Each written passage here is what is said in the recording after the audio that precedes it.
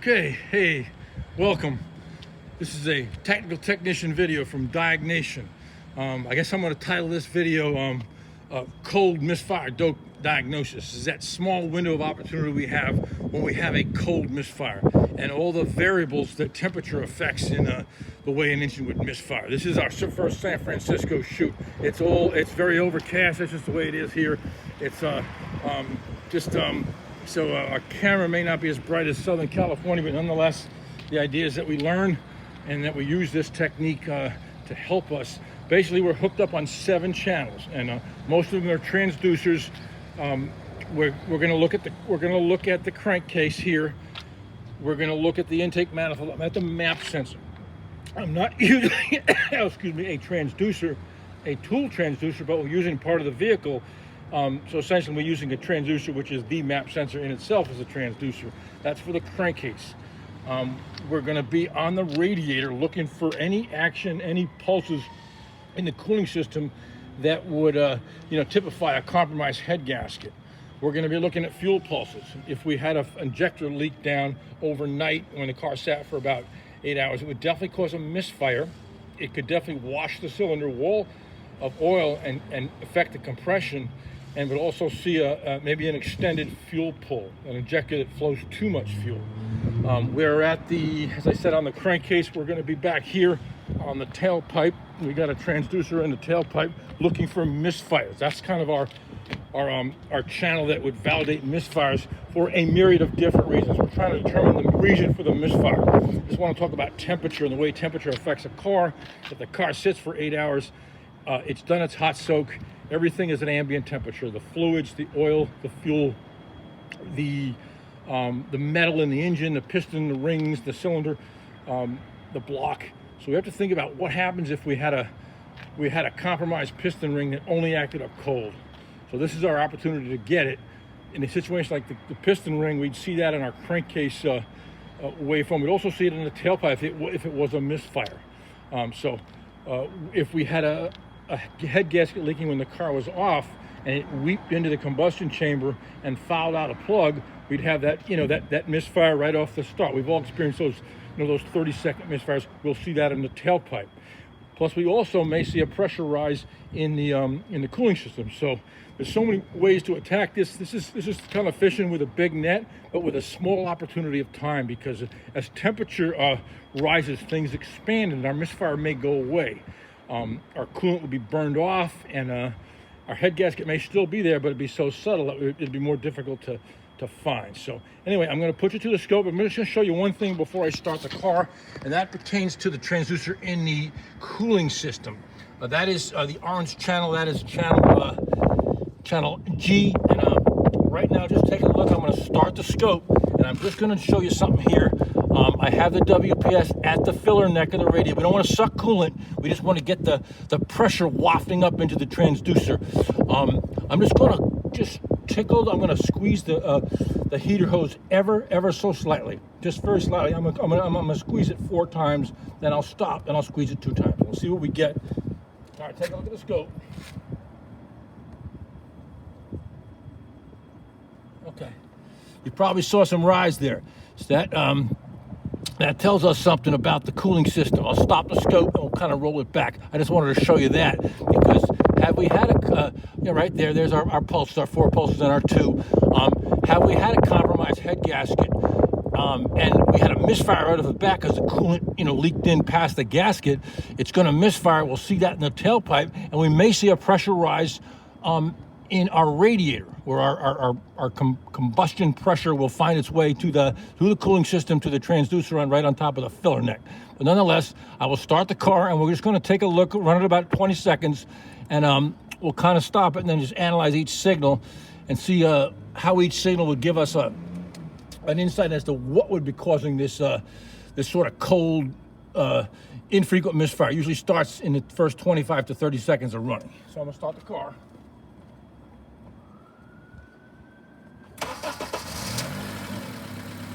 Okay. I'm going across the screen. Yeah, red is hashy. We'll clean that up, and we'll analyze everything. This is where we get that everything's cold, and the car had been sitting a while, Metal's not expanded to operating temperature, and this is where we look for that cold misfire where we don't have a long opportunity to look. Anyway, I will stop the scope and then we'll kind of analyze. All right, stop the car.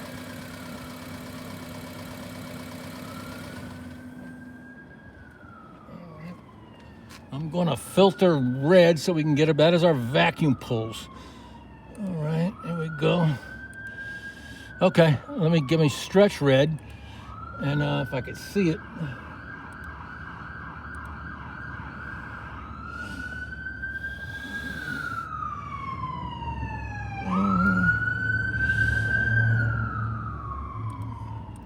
Okay, I'll pull red down. Okay, well, I'll keep it there. Okay, so here we are. We're going to go back to the first capture, and we'll analyze. We'll talk about each signal and what we'll be looking for had we had a misfire, the way to key in on it. So we start the car here, and now we're running, and we can look at each pattern. Obviously, we want to look at right off the bat. I'd like to look at the tailpipe because that's the misfire validator right off the bat. And that would be channel D. That would be yellow. So let me get the yellow guy out and take a look at that. And oh boy, I think I need some vertical zoom. All right. Okay. Or do you got my orange and my yellow mixed up? Boy, clash is a bummer sometimes. Okay. I got my yellow and my orange mixed up. Orange is our cooling system. I showed that kind of an initial, I didn't pick the best colors, but nonetheless, okay. You can see that. Okay, this is our yellow, and that's our tailpipe. Okay, that's the cooling system. We don't see any rises too drastic in the cooling system. I'll start with that right here.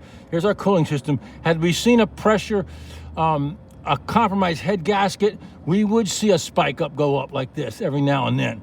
But obviously we don't see a misfire in our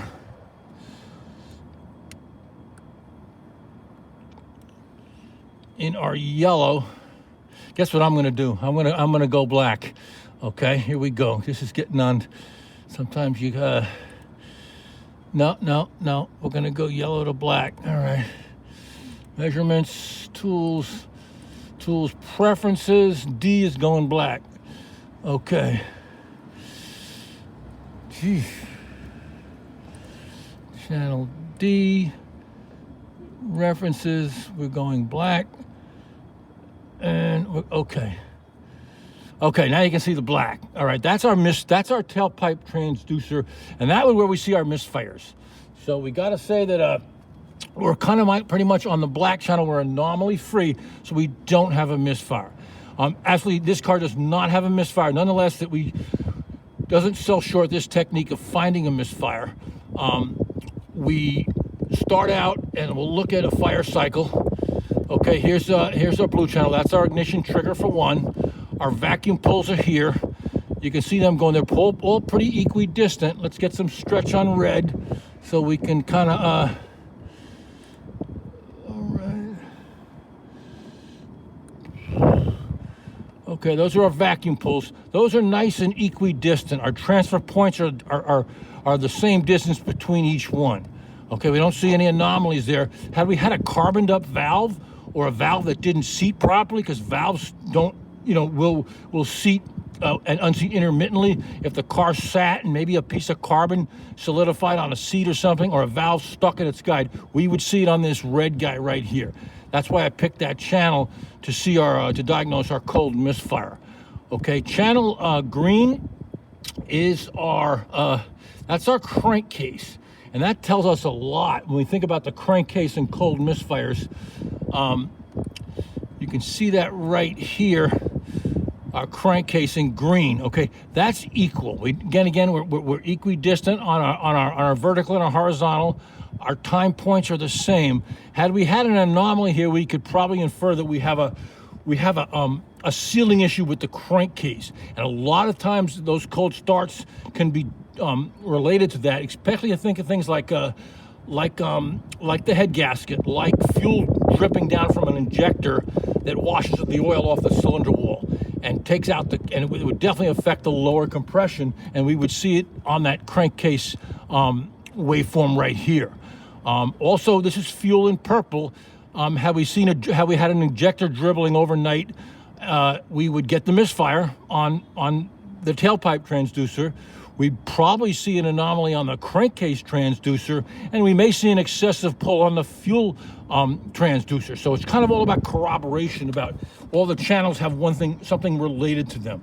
So anyway, what else could there be on the cold misfire? I think about, I've seen cases, piston rings. I've seen a case where a piston ring wasn't in the best shape, but it only misfired cold. And then it expanded, and then it seemed to seal the cylinder and went away. It was a tough diagnosis. That's another thing we can look at. Again, we would see the misfire cold. We would see it in the tailpipe. We would probably not see it with too many more of these captures. We would be able to infer the cylinder that was misfiring because of that, because we've got the tailpipe, we got the trigger. Okay, but why it misfired? In my second video, I'm going to do all this, but I'm going to do it strictly cranking. We're gonna just look at cranking, so we'll have a better insight into